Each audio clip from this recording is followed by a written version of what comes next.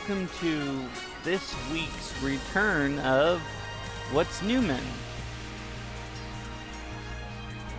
I'm gonna be doing a different ship this time because I did a different ship or did an experiment to see like the different economies between ships, and I've confirmed that they're drastically different. From what I can tell, Ship 3 has cheaper hairstyles, so it might be advantageous to actually, let me rephrase that. The more expensive stuff that's on Ship 2 is actually cheaper on Ship 3, but the cheapest stuff on Ship 2 is more expensive on Ship 3, if that makes any sense. It's like they reversed what's most expensive and what's cheaper.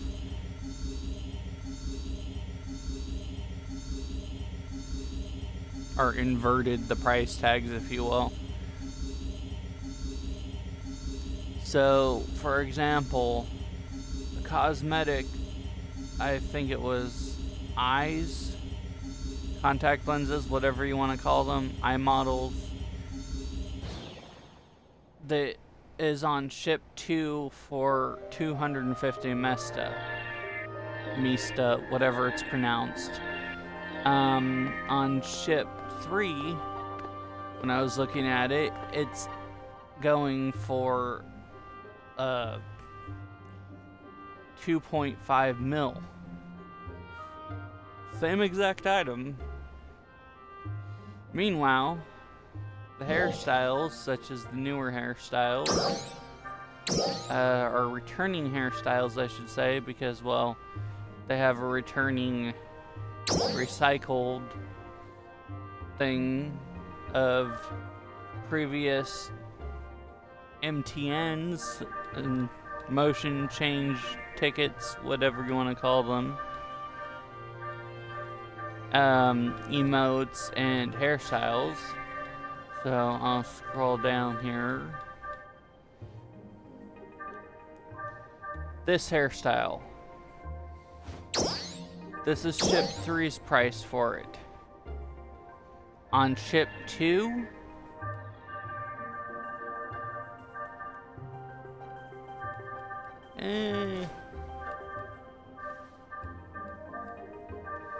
it's actually this price right here.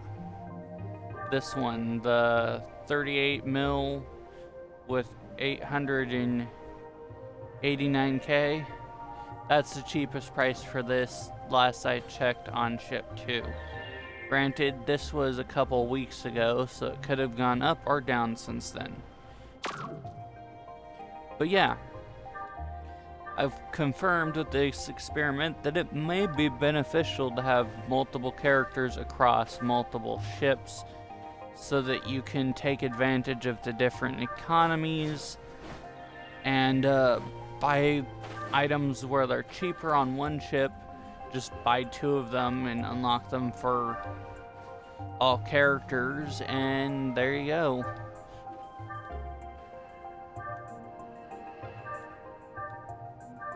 I wonder how much this is.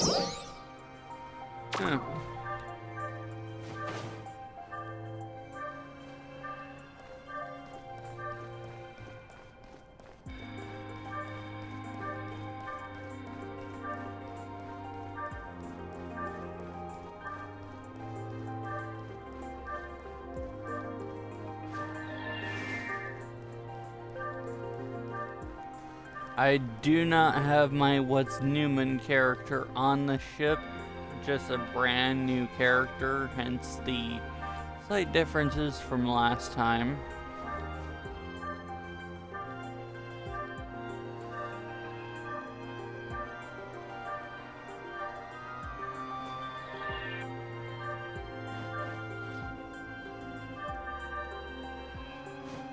That's an interesting shield. I wonder if it's colorable. That's what's in this package, or this week's AC Scratcher. SG Scratcher just adds a handful of things.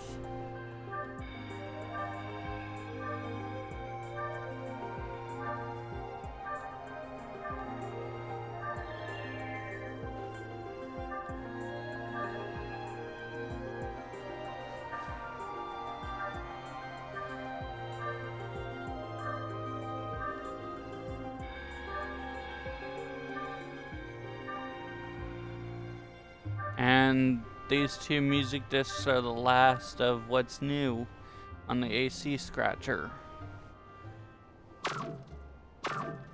Other than that, there is not much new on the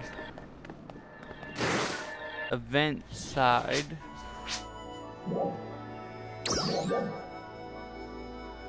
I think they might have added the bunny earrings and that's it, as far as I can tell or remember or whatever. See you later. Other than that, it's pretty much the same. Hey!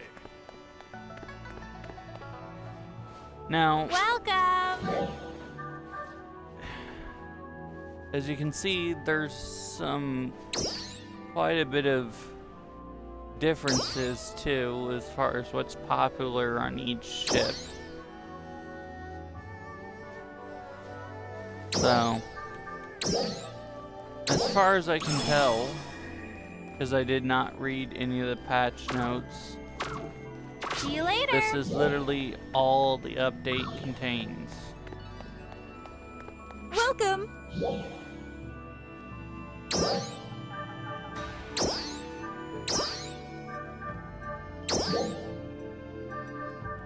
There is apparently like nothing success. new content. Recycled content only this week. Which is not that bad. It does help with balancing out the economy, I suppose. Come again. Per ship. Or ship's economy, whatever you want to phrase it. And at least none of it's like just recycled, pure recycled. Like what they had been doing, where they just take, copy and paste PSO2 classic resources and just slap them into a new AC and call it done without updating them or anything. Which, I might add, seems incredibly lazy and always annoyed me whenever I saw it.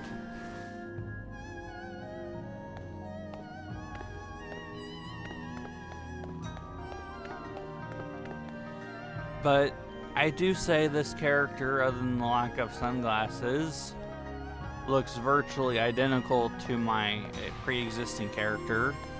Even my main character on ship 2.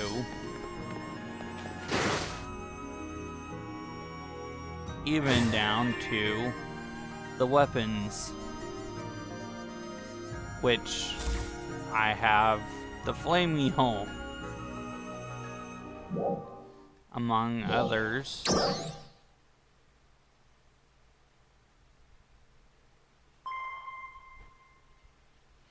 I couldn't afford the standard blades, so it is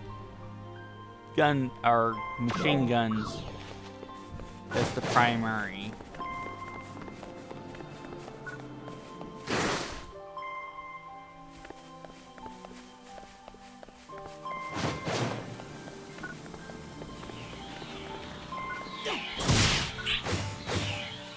Oh. So it's one of those mineral hunting that's also been added. Not bad, not bad. Especially considering this character's, like, only got maybe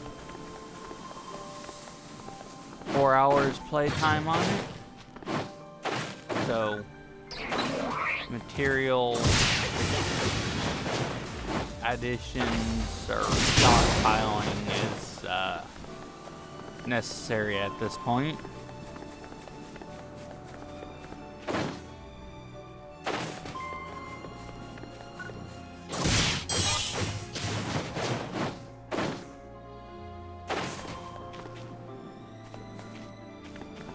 Hence the reason why I have I guess it would be minerals enabled.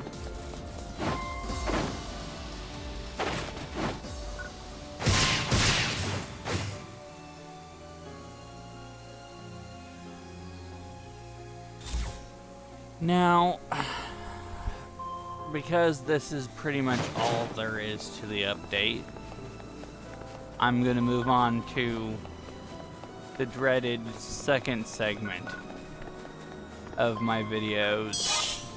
If you're not interested, you're more than welcome to end the video or whatever. I won't hold it against you. Okay, maybe a little. Pity.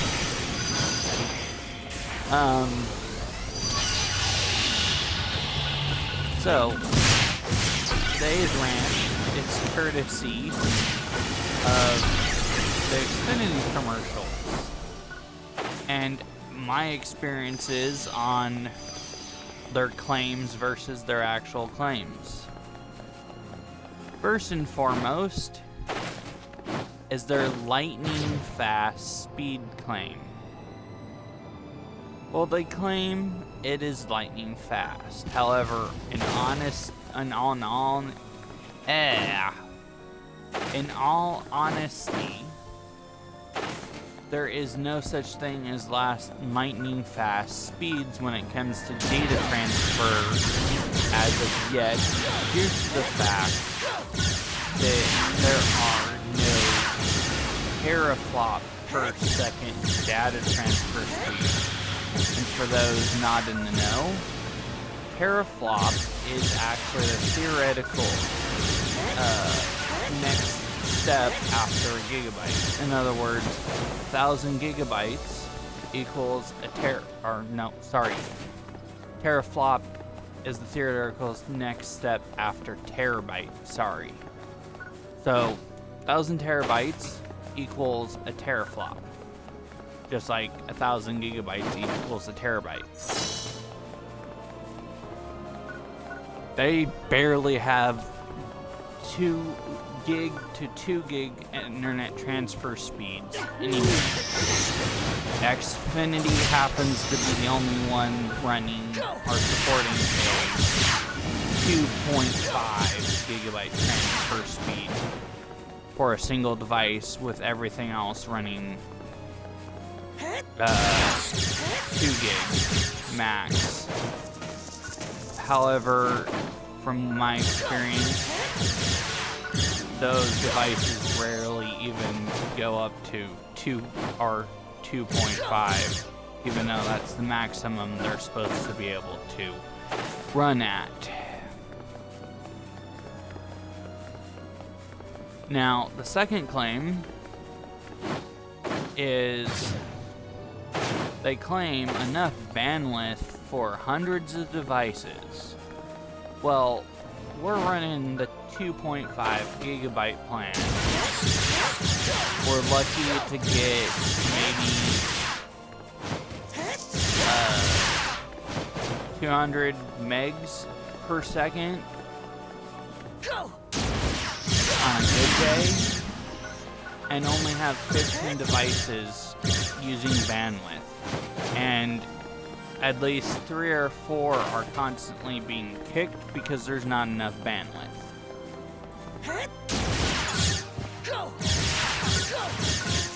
Of course, that could have something to do with the infrastructure.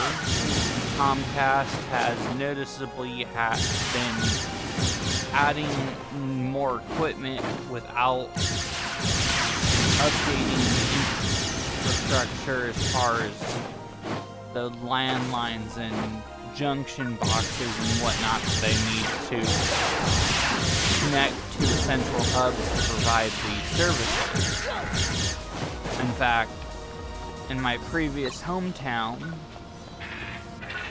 I happened to overhear a Comcast worker checking one of the junction boxes, and he was noticed on the phone with the superiors, confirming that the junction box is running over capacity due to too many active users, and there's nothing that can be done without replacing the junction box with a newer, more efficient, and powerful version, adding a new junction box and bridging it with this one, and upgrading the lines that are underground connecting the junction box to power lines and whatnot.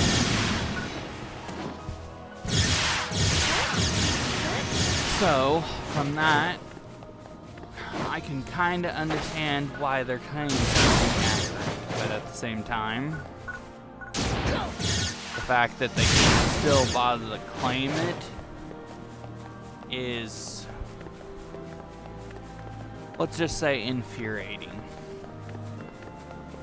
However, if you're looking at Comcast or a pre-existing Comcast customer or Xfinity Internet customer, depending on which name you want to use, then this is the reason why you're not getting what you're paying for, or what the advertisement of what you're paying for is supposed to be. Also, fun fact, and this is a bit of an insider trade trick, they actually purposely overcharge you if you let your contract run out.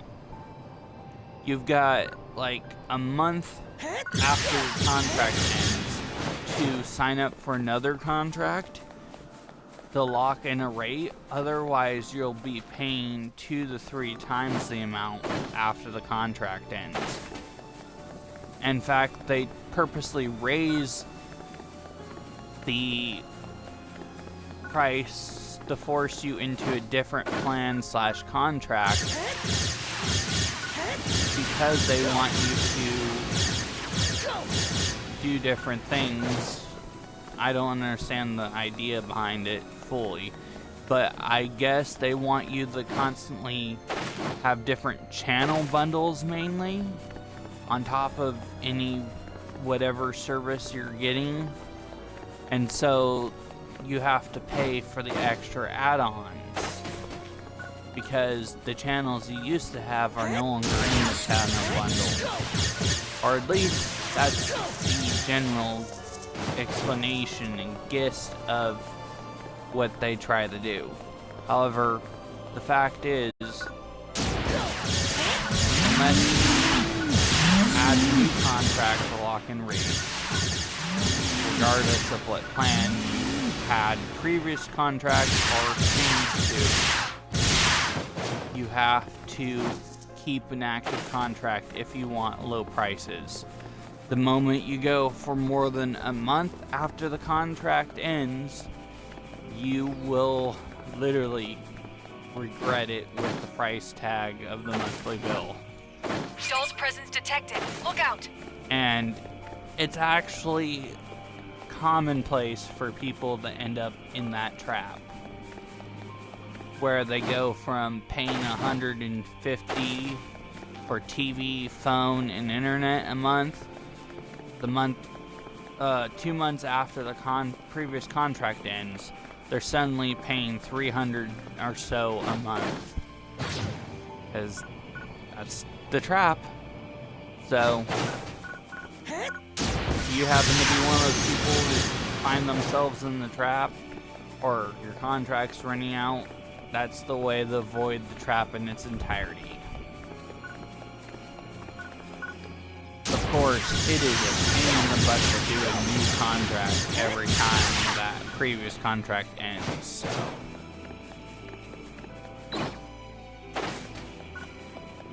If you have the money to simply pour it down the drain like that, when it runs out, more power to you. Although I will say, I'm freaking jealous of you if you are among those people. Because, well, you've got the money to spend like that.